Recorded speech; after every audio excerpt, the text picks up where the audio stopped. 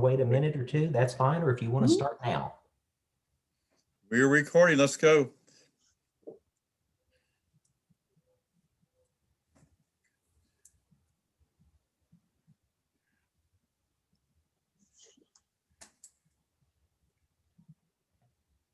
All right. Good morning, everyone. I'm Gary Evans. I'm Dean of Academic Affairs with Collin College, and I'm so happy to be with you this morning. And today we get to talk about the transfer process from a community college, or possibly this is applicable to another institution in which you may transfer to the place that you plan to get your baccalaureate degree. So we know it's a big deal getting from high school into college, and it's also a big deal when you transfer from one institution that may have different processes, and we want you to get there safely, securely, and with all the assistance and help that you can get. So before we introduce the person who's going to lead us through this main part of the presentation here, I want to take a moment and maybe have our students here introduce themselves, talk a little bit about yourselves, and maybe tell us a little bit about your goals. And the students will need to unmute.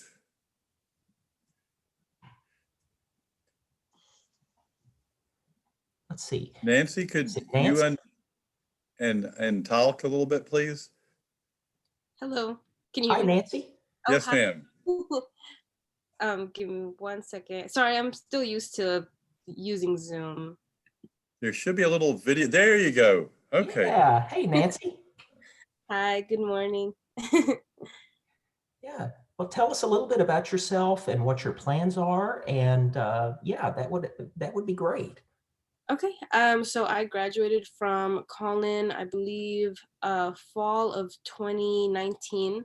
I am currently in the process of transferring over to UNT.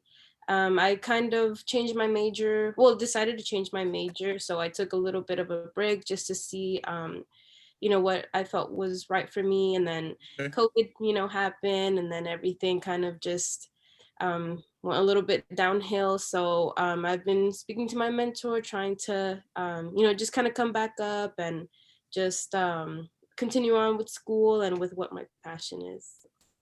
Excellent. Well, thank you for being here this morning. And what's your field of study? Could you expand on that a little bit?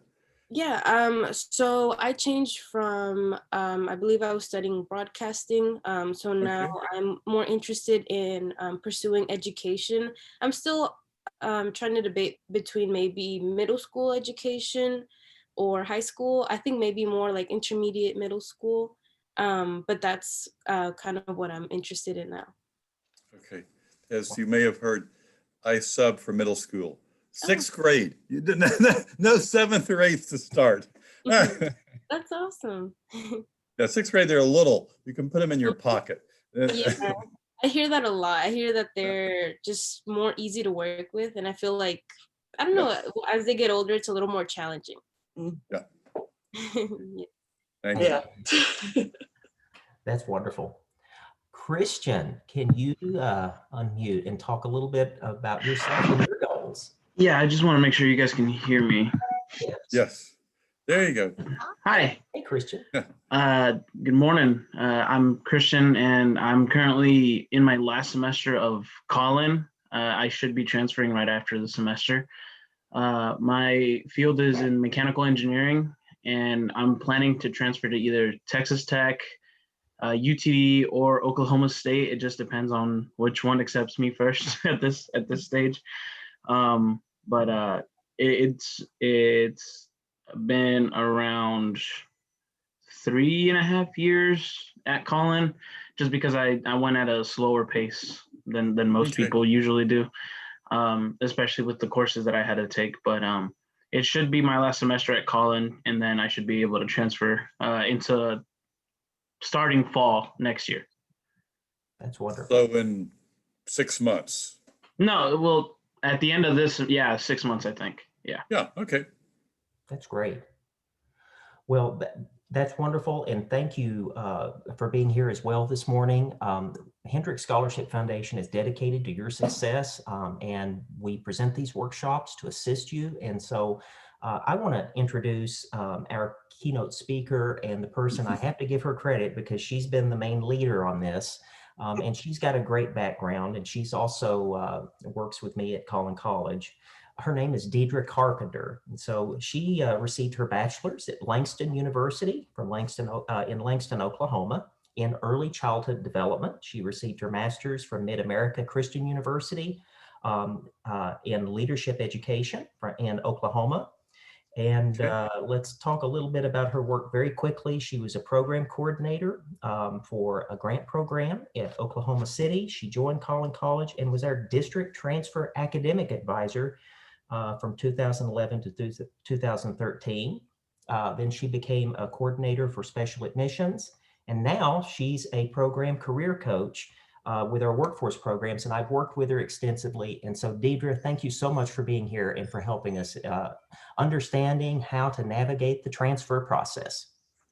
Well, thank you guys for having me. I'm so excited to speak to each of you about the transfer process and give you kind of a generalized overview. And it's great to know just a little bit more about you. So hopefully after the presentation, we can give you some targeted information just in case you have some specific questions from where you are. So my hat's off to both of you for joining us today. So am I able to share the screen? Okay, I'm gonna go ahead and, can everybody see the screen there? Yes. Okay, want to make sure I can see everybody. Okay, again, so today we're just going to talk about how to transfer from Collin College to the four-year university. The goal of this session, of course, is to give you information and a lot of, give you the information and some skills and things just to think about while you're in this planning process, or maybe there's some things that you maybe not have thought about in this process, and also give you resources. I do want to let you know, for those of you that are in attendance, I will be sending a resource packet that I put together to the Hendricks Foundation, Scholarship Foundation, to hopefully better assist you. Okay. Okay. Okay. So there's tons of colleges everywhere, right? Good visuals. Yes, I'm good. You can tell I'm a visual learner. I need things to catch my attention. So there's so many colleges. I know Christian was mentioning about mechanical engineering. My hat's off to you for that. That what a great field to get into, as well as education, Nancy. But there's so many options that we have to choose from. With thousands of colleges and universities out there, sometimes it's hard to start. So we may not be sure of exactly where we should go. This is a process that's normally not discussed, maybe presented in orientation, is that students should begin with the end in mind. If you have not thought about this, this is something you definitely want to think about. Is a lot of times students get advising from what I call the bottom up instead of the top down. Students go to school to help them prepare for a career. So the career is the end goal. The career is the top. The career decides what is the required education that I need to complete. And then based on those programs and that required education, then we will, it moves you to the process of selecting the right university for you. So in thinking about your careers, and you guys might have done some assessments and some things to try to pinpoint your career. And if you haven't, just think about what you want to be and what problems do you want to solve. A lot of students that we work with, they maybe aren't sure, and that's fine. I changed my major twice when I was in school. And the good thing about changing your majors, you have to find out what fits. And I found a program that fit me. And once you start exploring and learning about different programs, it may cause you to take a bit of a shift.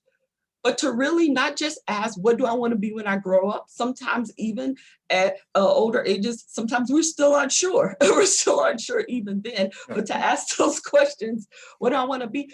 But mainly really think about, most careers are there because they're there to assist, or what kind of problems do I want to solve? Again, your career decides the degree. In some instances, depending on the position that you're looking for, it may require a master's degree. It may require a bachelor's degree.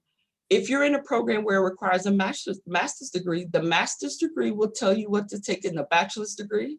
The bachelor's degree tells you what to take in the associate degree.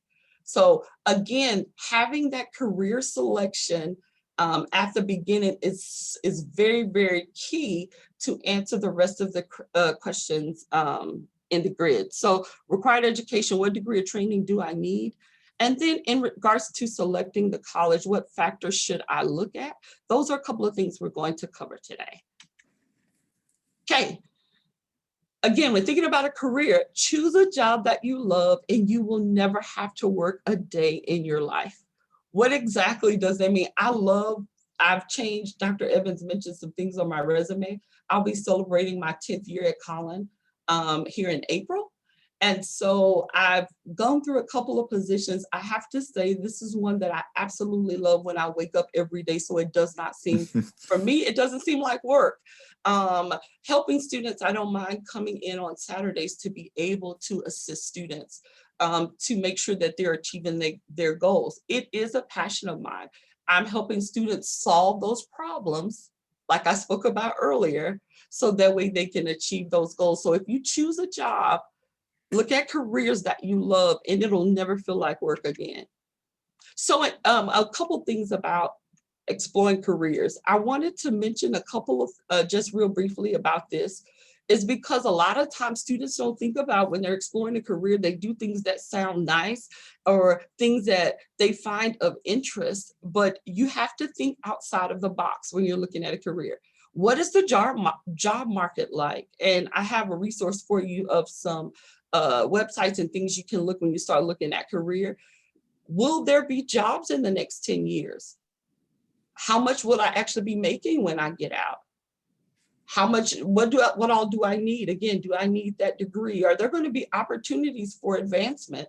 Working in workforce, I work with programs that I'm not familiar with. As you know, I'm an early childhood major, and some of the programs that I assist with is agriculture and vet tech.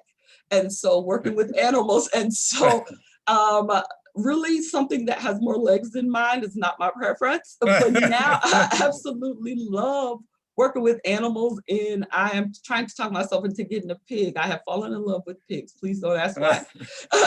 So I begin to look. And so what I tell the students is those exploring, thinking outside of the box. You do not know what you like. Learning that, and a person that's majoring in agriculture, urban sustainable agriculture, which is a new degree that Collin has, they could actually make up to $81,000 a year just with an associate degree, depending on the career. So knowing that kind of information does influence your career decisions. Are there opportunities for advancement? Am I selecting a career that once I get in that career, it's stop and that's over? I have nowhere that I want to go. So those are just a couple of things to think about when you're trying to select a career. I have to be honest with you, when I selected my career, I did education. And the reason why I did education, Nancy, actually, it was because I said, okay, weekends off, 2 weeks for Christmas, summer's off, you're usually home by 5. It's very rare that they ask you to work late. And then when I got in, I started actually in the middle school and high school. Okay. And then things kind of flipped after there. And one summer, it's so funny, one summer, I got asked to assist in a internship at the YWCA and started working with students, children that was 12 and under.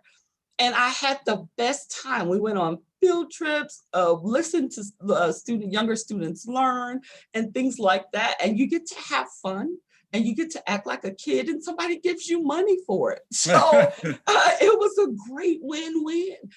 I was so grateful for that opportunity that I changed my major immediately. And I have actually been working still as a consultant and trainer for early childhood for the past 20 years. So it's something that I got in, I found my niche and I found what I love and it kept me going and there was areas for advancement. That deciding your career helps you identify what programs would best suit you at the university. So those just the last minute things. So now we talked about deciding a career. Now it's time for us to explore a few, explore universities. One thing you don't want to do, and you'll hear me mention this through the presentation, is please do not wait. Research now, right now, and you're never too early when it comes to looking at institutions. If you may not know, besides college fairs, I know some of you may have attended college fairs when you were in high school. Collin has had college fairs already, is to start looking at those college preview days. We know that things have changed because of COVID, but they do have college preview days online. Those college preview days are essential because it gives you an inside look to what that university has to offer. I like to tell my students these. Yes, sir. What is a college preview day? Okay, great. I think that's a great question. A college preview day, thank you very much, is where the university gets to be it virtual or in person, because they do have some in person, where they preview and they show the college to you. They give you the opportunity to see exactly what you're about to step into. Everybody's college preview days are different. They don't just talk about admissions applications or the admission process in a lot of college preview days. They may allow students to, in college preview days, they might allow them to attend an event on campus. Sometimes at Texas Tech, they have programs where students would come down for a week and they would actually spend a week on the campus, so they learn about the college life. They learn about extracurricular activities that they can participate in while they're at the institution. They learn about the resources that are available.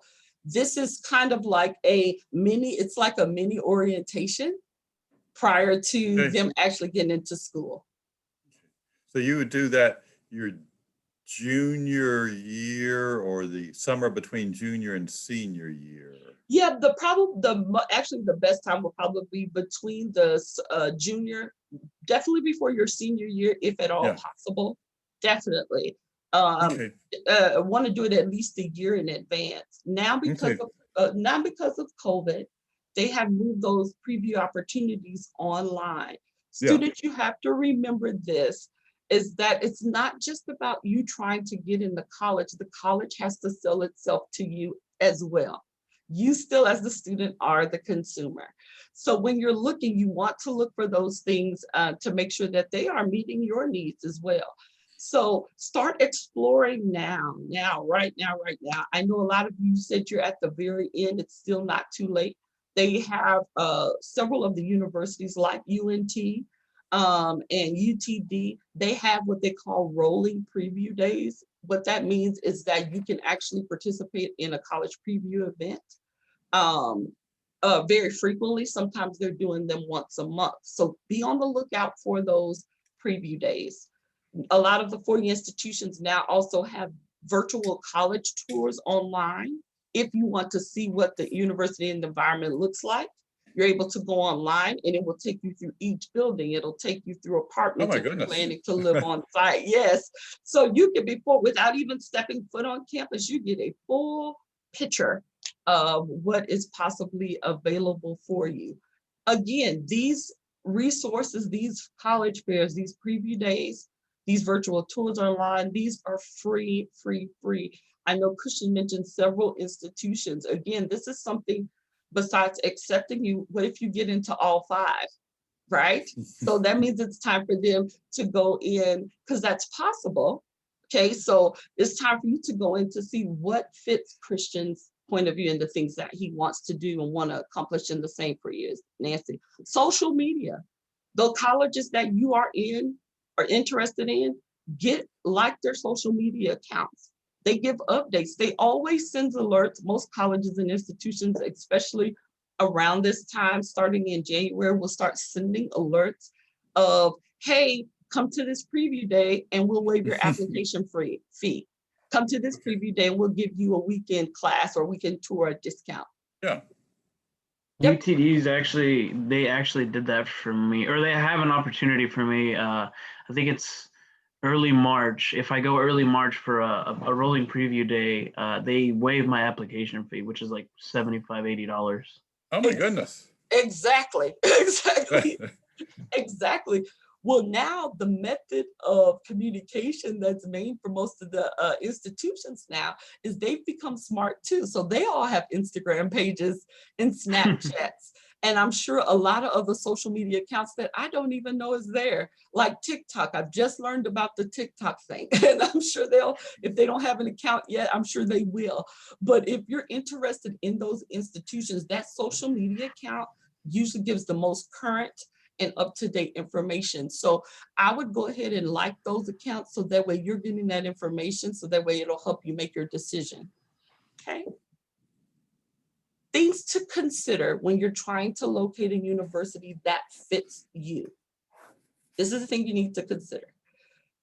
I visit with students all the time, and they have these dreams to go to colleges with A&M, or which is great institutions, A&M, UNT, UT in Austin, University of California. And then my next question is, do they have your program? I haven't checked. Okay, so that's something we want to check. No matter how we want to, and parents and things are pushing, the very first thing you want to consider, regardless to how your dream college is do they have the program that I'm planning to pursue? The program that's fit for me. I've done my research. I know this, I need this program to get to that career, but do they really have it? There are, I just visited with the student who wanted to major in forensic science. Forensic science is a program that is not at every institution. It's not a frequent program that is used, but they had this dream to go to, I think it was UNT or one of those schools. And so one of those frequent schools. So we had to try to do some things and explore other options that did have their program in the location. Think about retention and graduation rates. Students don't think about those kinds of things. Are students staying at that institution? And if not, why? It's kind of like Google reviews. Okay, it's kind of Google reviews. You know how people do Google reviews and Oh, 1 star, 2 stars. Yeah, 2-star, absolutely, yes. Yes, and so those are what those graduation rates, looking at those graduation rates actually tell you, kind of give you a why. If a lot of people aren't graduating or staying at that institution, ding, ding, ding, that may be a red flag that you want to consider. Cost, of course, cost. Even though cost we know is a major factor with students applying for an institution, you should never, ever, ever discount a college because of cost, okay? I know the cost can be intimidating, but there are tons of resources out there to be able to assist students with tuition and books, okay? I know there was a point at Collin, I worked as a scholarship reviewer for the foundation. And at one year, the college had raised over $1 million in student scholarship to be able to give to students in scholarships. And so because the students wasn't aware, we were out trying, telling students, hey guys, apply, this is free money, free money, free money. SMU gives a community college scholarship where if you meet certain criteria, it's half tuition automatically. Oh my goodness. Exactly. So please do not discount yourself or discount the institution due to cost. There are tons of resources that you may be able to take advantage of, but cost is a consideration. That is something you may need to think about. Of course, location and size. Size is very important. When I was a transfer advisor, I got a chance to go to different universities. And one thing I learned is that when you go to certain classes, those beginning classes like at Texas Tech or UT of Austin, in that class could be anywhere between 150 to 600 students in one classroom. Okay, intimidating, especially if you're coming from Collin where there's only 23. Okay, and you get that professor. Or 12 with COVID, yes. Exactly, thank you, yes, 12 with COVID, and we're coming every other day. I'm sure it's not that many because of COVID, so universities are changing their policy. Yeah. But of course, you're talking about large numbers where they had a lot of graduation assistants. You have to ask yourself, do I want to be at a university where I'm amongst thousands upon thousands, or do I want a smaller university where I can get that individual professor attention? Those are things you want to think about if you have more than one. Is the size going to be a factor? Again, location. Do you want to stay close to home? Do you want to, when I was in college, I told my mother that, yes, I want to stay close to home, but far enough away so you guys have to call before you know. It was only actually I only ended up going 2 hours away, so they still didn't have to call. And so those are some things that you definitely want to consider when you're looking for a university. Okay, so now let's talk about, I gave you a couple things to consider. Let's talk about the application process and actually transitioning over. I can't stress this enough. Apply, apply, apply early. Do not wait. Do not wait. Transfer applicants, and this is a statement that was taken from the UNT website, and most of our pre-admissions partners has the same rule. Transfer applicants can apply up to a year in advance of their expected enrollment. Most institutions open up application, they'll start accepting applications a year in advance. Those things are going to be key. The earlier you apply, that's the best opportunity for you to be available for scholarship opportunities, any type of housing options, those kinds of things. Apply, apply, apply. You can never apply too early. So here, I'm going to skip. I want to go here. This is the one reason why I want to tell you to apply. Look at this here for fall 21. That's coming up. UNT has a July 1st deadline. Okay, we're about to go into March. Okay, they're getting thousands. And I learned from Texas A&M, institutions have to think about occupancy because of COVID now. So sometimes that has affected the freshman class. You want to be considered first. So you want to get that information in right away. Look at UTD's deadline. It's gone. It's over.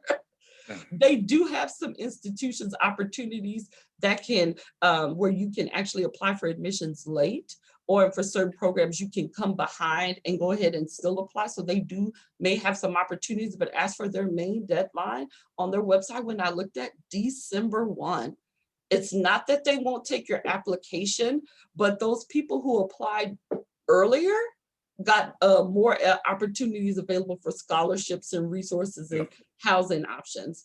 And SMU, just an example, I wanted to pull a private school.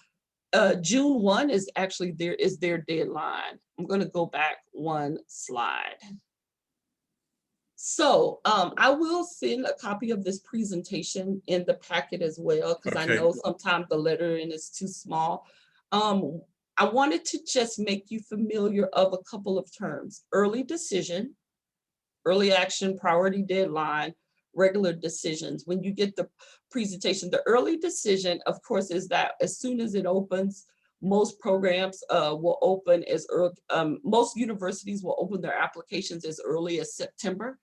Even Collin College, we open our next fall's applications in September. So fall of 22, applications even for Collin will open in September.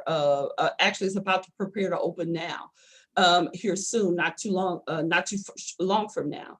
So everybody's doing it. All the institutions are moving their application dates up a year in advance. So early decision is that first part, is the first area. I'm sorry, I saw something blinking, so it threw me up. I'm sorry. Early decision is where you actually come in, you get to commit to attend the university if you're accepted.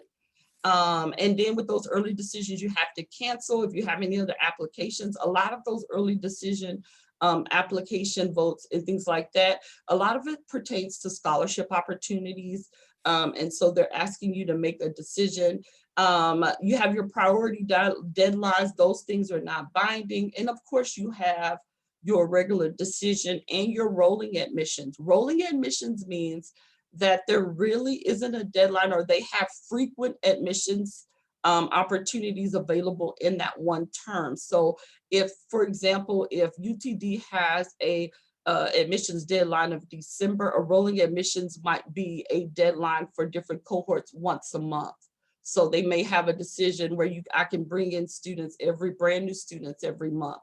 So that's just a couple of things for you to think about. There's a hyperlink at the bottom that goes into even more detail about those opportunities that are available. Okay, let me go past here. What are the most important factors for transfer admissions? Credit hours. There are some institutions, four-year universities, that actually want students to take certain classes when they get to the university. Okay, there are some scholarships that students won't be eligible for because they've taken too many hours.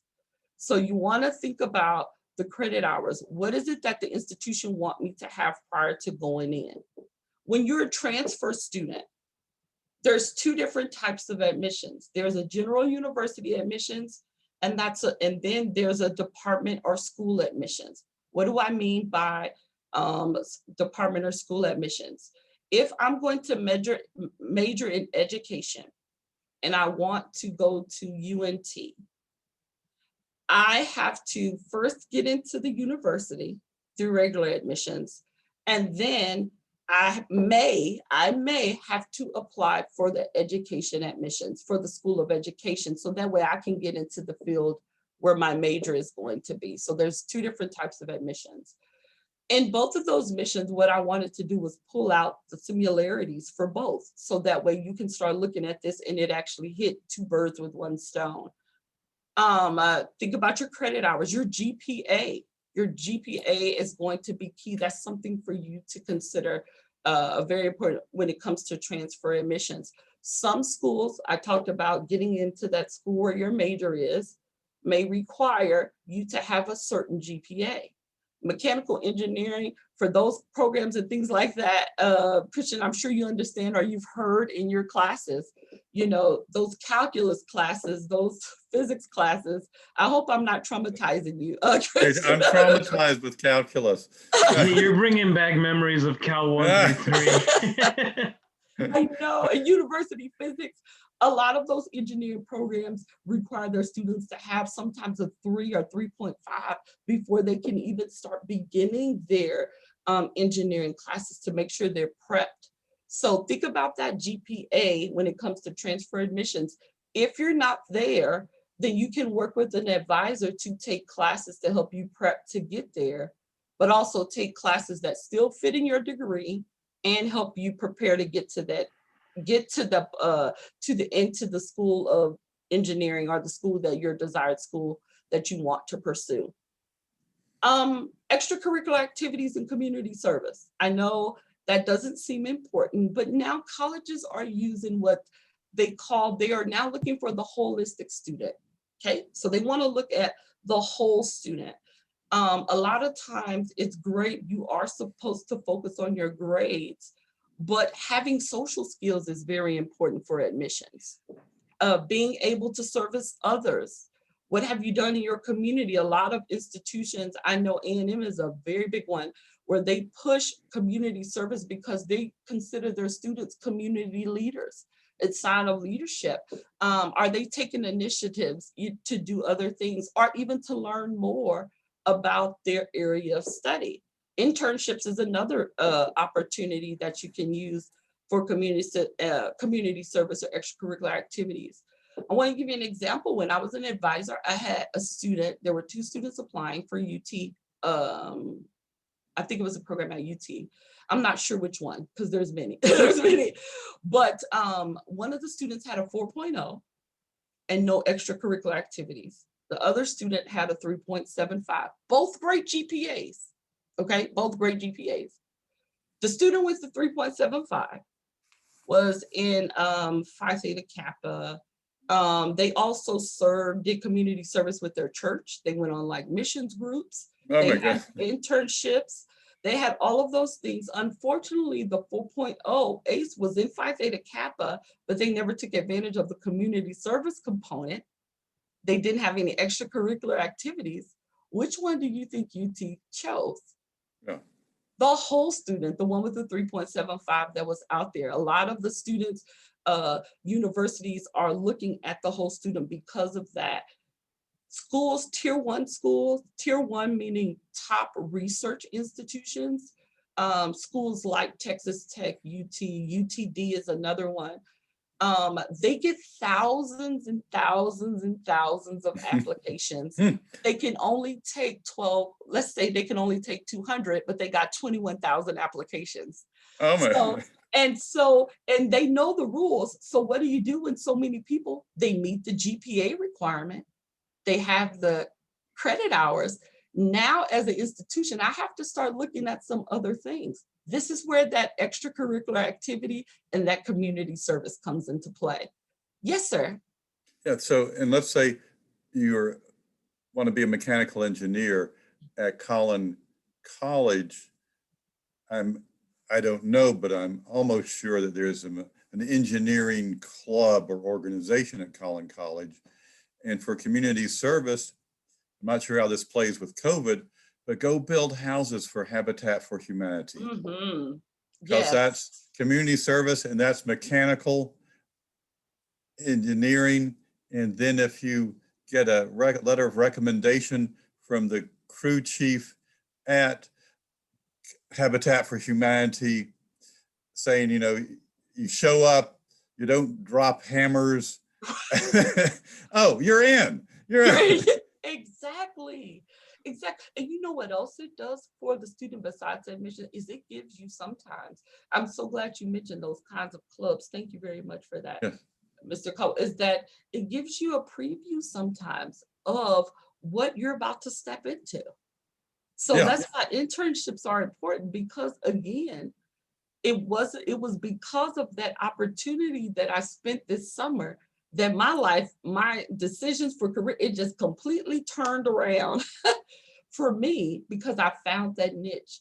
Getting that extra opportunity, making those choices is definitely going to be a resource. It also could possibly count for work experience. Extracurricular activities, community service is also usually required when it comes to getting scholarship money. Okay. Scholarship money as well. So these things are key. If you have been doing community service and extracurricular activities, please, please, please, I implore you, make sure that you do not leave that site or that organization without getting some kind of documentation of the amount of hours and maybe some characteristics or things that you actually were able to complete. I help students with LinkedIn profiles and things like that, because LinkedIn is the new way to get jobs now. But that's a whole nother story. That's a whole other story. And one thing that we do look at for students that are in your positions, Nancy and Christian, is we put that community service and those extracurricular activities from clubs and things that you've learned, we put that on a profile, because that's actually work experience depending on what you did. Mm-hmm. So it's a win-win. It helps you with scholarship money. It helps you with transfer admissions. It's good work experience. So it's a win-win. So if you're not active, you definitely want to get active. Also, general education, which you guys shouldn't have to worry about since you're going to be graduating from college. Well, depending on your degree, depending on the degree that you have, a lot of your general core has been completed already. Again, if somebody has a question, you'll have to stop me. So, because I can't see any chat or anything like that. No chats. Okay. Next. Okay. I have a quick question for you. Yes. Yes. What about some of our students are actually working and supporting themselves and supporting their families? Will that count as well? Because they may not have time for a lot of extracurricular. Absolutely. Absolutely. Thank you for asking that question. Absolutely. Any type of work experience to showcase communication abilities, to showcase that they're able to complete a task from beginning to end. Those things to show that they're able to deal with other people. Those things are absolutely key. You'll notice also, and thank you so much for bringing that up, is you'll notice also some institutions are asking for students to attach resumes. So they want to see it before going in anyway. So those things will be helpful as well. Absolutely. Thank you for bringing that up. For those students that are working, absolutely, that will count as well, to be able to assist them. It's just when they're planning, they want to look at the program and what the university is looking for, and they'll take those skills that they are attaining at the job of where they're working. For example, if a student is working at a fast food place, they're working at McDonald's. Well, guess what? They are learning, those are cashiers are some of the best math people around. Banks will hire them in a heartbeat. Banks will hire them in a heartbeat. I know as a cashier, they've done customer service. Okay. Yeah. They know how to deal with other people. Those are all characteristics where others might see, oh, this person worked at McDonald's, but look, they're learning customer service. They're learning how to work with a team. They're learning all those math skills. They're learning And how to process. You got to have the fries. Absolutely. Absolutely. So those are key skills that a lot of students are picking up and they don't even realize it. They don't even realize it. And being able to complete those tasks. Taking orders. Taking orders is huge to be able to jot those things down, memorization and so forth. So I told you a little bit about the careers. I told you to apply early. I've given you things to consider, GPA, getting that transcript together, thinking about extracurricular. Well, I just wanted to give you a really quick timeline to kind of give you an idea of things to think about of what should I be doing at this moment while I'm at Collin. If I'm anywhere between, and this is just a summary. In that packet of information, I actually have a transfer timeline that goes into more detail of additional steps that you guys will be getting after this, the transfer timeline. But I wanted to highlight a few points from that timeline. What should I be doing now? If you've already earned, which at least both of you on the line have, 1 to 15 hours, you definitely have to meet, you should have already met with your advisor actually, but continue to meet with your advisor to make sure that your schedule is meeting the mark for the institution. What the advisor has to do, and I'll get to that in resources, you want to make sure that you have decided your career. So that way it tells you about the degree and you take that information into the advisor and say, hey, I know I want to be a mechanical engineer and I want to go to UTD. That is music to the advisor's ears. That way the advisor knows and it will trigger for them to go and give you targeted information, okay? And so we'll be able to, it helps when students can make those kinds of decisions. That's why I wanted to focus on the career first. Trying to pinpoint that career is because when you've made those decisions, we can give you targeted information. I love to hear that, when students come in. If students don't have targeted information, ask your advisor, what resources do you have? Or I want to just double check to kind of see, do you have any resources that can help me make sure that this is the role for me? You both are Collin students, so let me confirm, yes, we do. We actually have tons of resources. We have career assessments. We have career coaches like myself that you can sit down and visit with. We have faculty advisors that you can partner with that can give you more information. So find out, meet with that advisor, make sure they're connecting you to campus resources to tell you about various opportunities, okay? I spoke a little bit about this earlier. If you're undecided, again, start with that career, utilizing those resources so you can find out a plan of what piques your interest. 2, start exploring those four-year institutions. You should be doing, this should be at a minimum when you first started the institution, if you don't have a plan. If you don't have a plan. The steps to take actually means developing a plan. So that way okay, I know exactly where I want to go. I know exactly what I need to do. Students, remember, this is your life. This is your life. We're just a guide along the way. You got 50 years. Don't mess up. Yes, exactly. This is your life. We cannot make those decisions for you. All we can do is help and mentor and push and support and encourage, and we're happy to do those things, but the final decision is yours. So you want to start making those decisions now. Those are just some steps to take from if you have completed at least 1 to 15 credit hours. Where's my next one? Okay. Okay. If you have 15 to 30, begin actually is the wrong word. It should have, you've already should have started applying for colleges, depending on when you want to transfer. Check the application deadline for each of your targeted schools, okay? It says deadlines may vary. They all vary, okay? Majority of them vary. I want to say this, there is no one size fits all when it comes to applying for universities, for your institutions. Every university is different by state rules. They get to pick their admissions process. They get to select which students they want to take. That's all up to the institution. So everybody is completely different. I mentioned here, fill out your application for your major. Start looking at those schools of education. Start looking at that school of engineering. See exactly what they're looking for. The School of Engineering, I can tell you for sure, and Christian, I'm sure you're very familiar with this.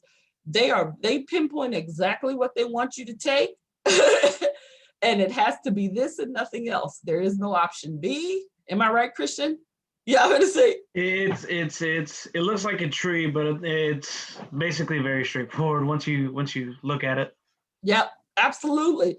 That calculus again, you can't blink without calculus and engineering. So you want to make sure that you familiarize yourself with what is needed for those schools of application. You may, in your credit hours 1 to 14, you may have already applied for the university itself, but at 15 to 30, actually from 15 before you graduate, you want to start looking at or already apply for that school of admissions. Because if you're leaving Collin, as it was mentioned earlier, you could actually possibly come in as a junior, depending on your program. So you're coming in, juniors usually is at that time where you enter into that school of education. You've completed all of your general studies. So you're entering into that school of education. Continue to meet with your advisor to ensure you're staying on track. I'm going to tell you about kind of here, I think we're about to enter the last phase, but I'm going to tell you about resources that Collin have for you to get you in contact with those university advisors right now. We're going to start making the university advisors our best friends, okay, after today. So resources, you got all this information today. So now I got all this information. Where can I find help? Because it's still a lot. So hopefully we can give you that. How do I know I'm taking the right classes? That's going to be key, right? Well, Transfer Guides is a great resource. Transfer Guides. Collin has a resource called Transfer U. Transfer and the letter U. Transfer U is a website full of information that houses university links to these transfer guides. A transfer guide is where the institution, for example, UTD, who has great transfer guides, will build a guide that tells you while you're at Collin and you want to major for business administration, these are the classes we want you to take. So you don't have to second guess. If you come into an advising area and say, hey, I want to major in business administration and I want to go to UTD, the advisor 10 times out of 10 is going to go pull a university guide, transfer guide, because there's no guessing in what you need. The university is going to tell you what you need. So if you guys look here, I don't know if you can see my arrow. See where it says TCCNS course equivalent? TCCNS means Texas Common Core Numbering System. The Texas Common Core Numbering System, Collin falls into that scope. All it's saying is, And Dr. Evans might be able to touch base, if correct me if I'm wrong, if I'm saying this incorrectly, but what it is, it means the course number that is at Collin is going to be the same course number at Dallas County, the same Okay. number at other institutions. What happened, instead of institutions having their own thing, they decided to come together and build what they call a common core numbering system. So what students, what you want to do is, when you look at TCCNS, you need to replace that with Collin College. So that way you won't confuse yourself. That's what I told students. Mark this out, put Collin course equivalent. These are the classes you need to look for. The good thing about this guide, you see where on the TCC, the blue option speech 1301, it's telling you exactly what a transfer is at UTD. So that speech 1311 is equivalent to that COM 1311, which is what you need to complete your degree. It's great because, again, it goes into specific detail of exactly what you have to take. That way, you know you are taking the right classes. If you've never seen a transfer guide for your institution, you definitely want to get with an advisor ASAP, so that way they can give you access and resources to the transfer guides. You guys on this call, I actually have the link inside of that information packet that I'm going to send to you with screenshots. So that way you'll know exactly where to go to that transfer you. Christian and Nancy, since y'all are on, you can go to Collin's website. In the search bar, type in transfer you. It will be the first link that opens up for you, okay? So that way, you know, because that's important, right? I'm going to community college first. I need to know what's the right class. Who can help me with questions? Where do I go? Who do I need to ask for to help with questions? Collin has now what they call district college and career counselors.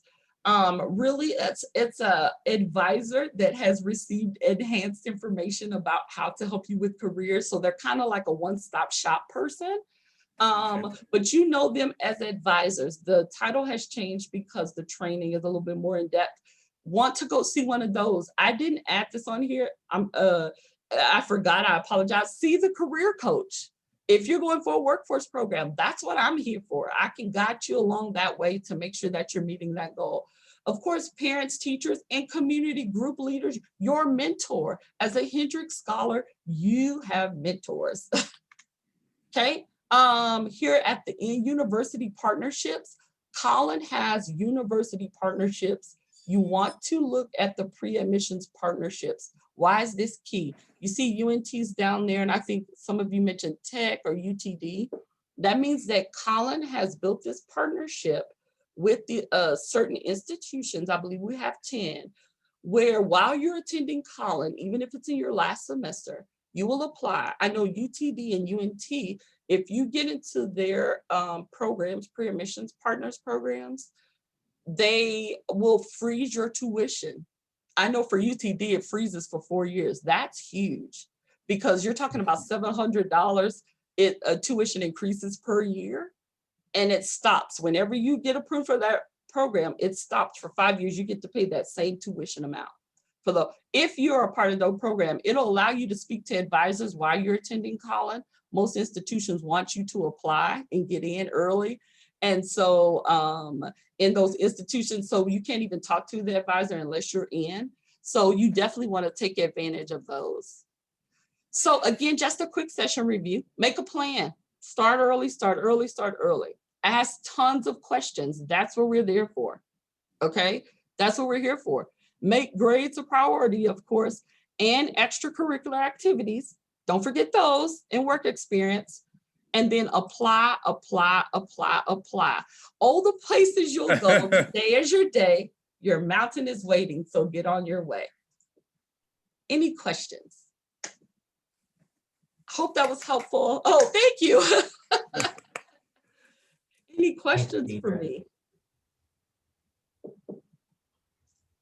Deidre, I just want to say, this is Karen Noble, and I'm the lead on the Student Success Committee, and that was unbelievably great information for our kids, for me. And we will get this today. Thanks, Nancy and Christian, for being on here. But Yes. we're going to be sending this to other students. I know we don't have a whole lot, but we're looking at bringing on more students in this next year that will absolutely need this, as well as some of our juniors that have already transferred can use a lot of this information. So I want to thank you so much for providing this for us. Thank Yeah. you. Thank you guys for having me. Thank you. To Pete. amplify what Karen said before, and we were talking about this earlier, before they go from high school to college, we need to have them watch this so it'll be in their head. We're planting seeds so they will be successful at Collin and then successful at a four-year college. Awesome. Thank you guys for allowing me to share again. This has actually been really fun doing the research. And again, I want to say, however I can help, I am more than happy to assist. Nancy, education is one of the programs I work with. So I'm probably a resource for you. You're meeting one of your resources right here. I love what the Hendrick Scholarship stands for and the work that you do. And so my hat's off to you and your team as well. I absolutely love doing some research on the work that you do. So I'm happy that I can service students in whatever way I can. More questions from our students? Okay. Let me stop share. Yeah. Well, that's Did we a good miss thing. anything?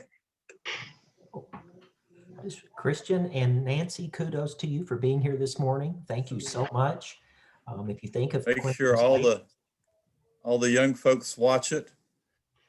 And hey, Nancy, I just want to Plan.